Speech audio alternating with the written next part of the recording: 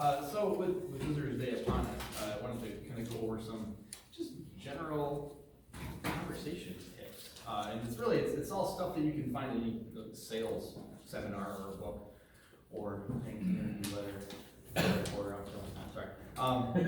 So what I'd like to actually, if you could stand up with that. So what I want to do first is, Beth kind of caught us doing this a little bit. So we were off in the corner, and that's not a very conducive atmosphere to somebody else joining the conversation. You're off in the corner. So what happens a lot of the time, you're talking to somebody and you're facing each other, right? So we're toe to toe, we're talking to each other. This is actually, most people don't talk like this, but if you do, it's clear that we are having a conversation, you're not invited, right? So if we're talking like that next week, that's not going to be conducive to involving other people and getting visitors involved. So now, even worse than that would be if we're, like, say, facing this way. Very clearly, nobody's involved in this conversation but us. We're having a private conversation, right? So obviously, we don't want to be doing that if we can help it. The better option is we're still talking to each other, right? But we want to be inclusive.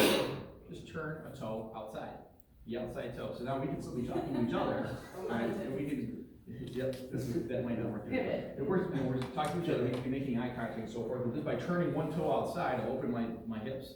And this is now an open conversation. I can still be making eye contact, talking to Lane. We're having our conversation, but it's an open event. Anybody else is welcome to join.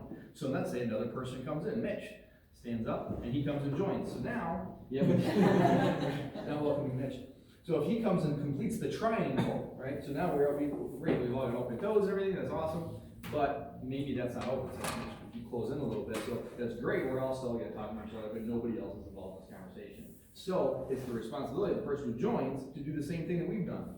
Make sure there's another opening available. So we're all, again, we can still make eye contact, because this isn't awkward, like, hey, nice open conversation we got here, right guys? Right? We're still talking to each other, right? We're still facing, we can still make eye contact, it's not awkward, but we've left the conversation open, anybody else can come and join. Then it's also our responsibility, when somebody does that, to introduce them to the conversation. Hi, this is Lane, this is, this guy here. Hello, Lane. Hello, Mitch. Pleasure to meet you.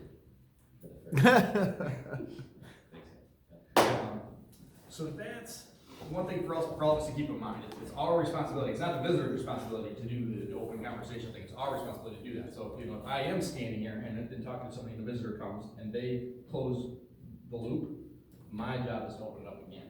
So as I'm the member, and if two members talking, then both of us have the responsibility to make sure we're looking open, we're looking like we're available and ready to talk. At the same time, all of us know like that's really our job next week is to sell the concept of B&I to the people who are visiting. So that's going to be one of the keys. The other is going to be just how we talk to them. And this is basic sales stuff. Like really, we're selling B&I next week. Anytime we have a visitor, that's what we're doing.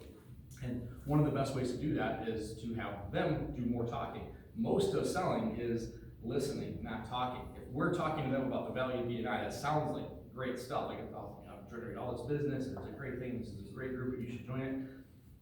People are mostly interested in the one topic that almost everybody is interested in, wants to talk about, is themselves, right? Houses. Also houses, that was number 2 on the list.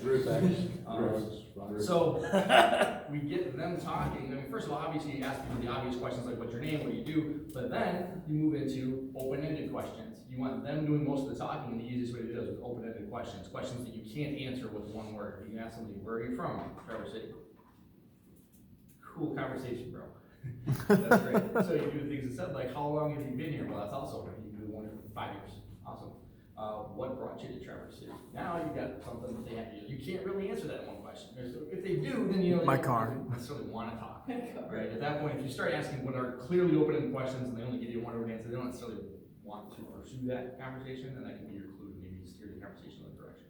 But be thinking about open-ended questions. It'll apply to your personal life and your business life as well. Makes sense.